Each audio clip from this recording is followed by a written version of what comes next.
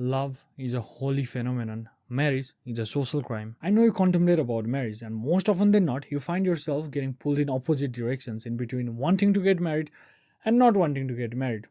I feel you because I was in a similar situation. And as they say, when a student is ready, master appears. My master appeared to me in the form of two Osho books. One, Love, Freedom and Aloneness by Osho, and second, The Book of Women. I always had one primary question that would frustrate me. Should I get married or not? After understanding Osho's perspective, I had to answer that question by myself because as they say too, when a student is truly ready, master disappears. Osho will hand you the key, but what you do with it is your journey. After reading him, my belief that we marry out of love was completely dismantled. The burning questions that had hijacked my mind finally settled. That's when I decided to make this video for you and for every person who is as lost as I was. I have divided Osho's philosophy of marriage into 5 chapters. Each chapter acts as a staircase leading to the next one, so don't skip chapters. Now, let's venture into the treacherous forest called marriage. All human civilizations invented marriage not to protect love but to protect property. Yes, marriage was invented to ease the transfer of property, to maintain social order, and to impose control over the free people. Out of all the reasons for the society to invent marriage, the primary one was to tame individuals' free spirit. The society understood it very early that a free person cannot be manipulated and cannot be controlled. The bull is full of spirit and vitality, but the ox is docile and obedient. It also says we are naturally all bulls, but marriage is that final stroke that finally turns us into an ox. It also says love and marriage are two radically different things, no similarity inside. He says love is a flowing river and marriage is a dam. Love is a quality and marriage is a contract. But society is not the only one that wants us to marry. We have our personal desires to marry too.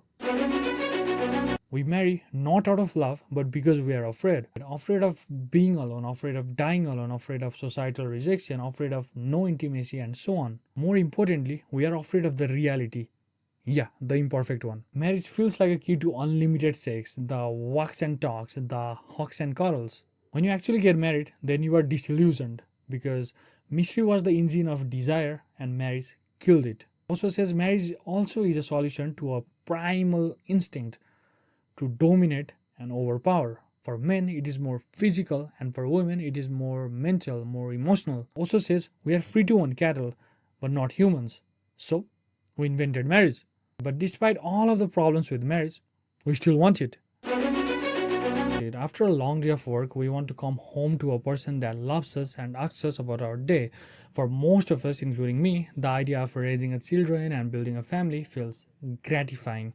The idea of holding hands and going for an evening stroll feels satisfying. However, Osho says the desire to marry stems not from love and wholeness, but from loneliness. There's a profound difference between loneliness and aloneness. Loneliness is a beggar with his hands outstretched, begging for love and attention. Aloneness is a master who has absolutely embraced himself that he needs nothing external to himself. So loneliness often stems from the lack of self-love. Aloneness is the state of being absolutely in love with ourselves. What we call loneliness is simply not enjoying our own company. So to escape ourselves, we turn to drug, to hookups, to marriage, to gaming, the list goes on forever. In a state of aloneness, as we enjoy our own company, the desire to escape ourselves is simply not present. Anything that we do out of aloneness, for example, helping someone or loving someone, it is real and authentic. A person who is lonely, for instance, when you compliment someone, it is often the desire to get love and attention, or let's say validation in exchange. So it is not a real compliment. A person who does things, let's say compliments people out of aloneness, it is a real compliment. When a person compliments somebody out of aloneness, there is no desire to get anything in exchange. So it is a real compliment. Not so, loneliness is unconsciousness and aloneness is consciousness. To marry or not marry is not the problem. The problem is unconsciousness. An unconscious person, whether he marries or not, remains miserable. So naturally questions arise. What do we do? Osho says the goal, or let's say the key, is to become a person who walks in an obnoxious fish market but has the internal peace of a monk. If you're conscious, whatever you do, you remain untangled and full of love. A conscious person does not feel the need to love in contract. marriage. He does not feel the need to reproduce just to justify his existence because he considers everybody his family, blood related or not. A conscious person does not fear dying alone. Don't we see people dying, their partner sitting at the corner, looking at their phone? The children has flown to different countries, the brother and sisters and other relatives, they are looking at their watch, waiting for the dying person to die faster so that they can move on with their life. And don't we see people that never married, lived freely, but in the end were surrounded by 10 people who had genuine love and care for the dying person? Also says, the question is not who will be there, but will I have lived my life in a way that people want to be there? Live freely, love deeply, and you'll never die alone. Build a family of the soul, not just a biology.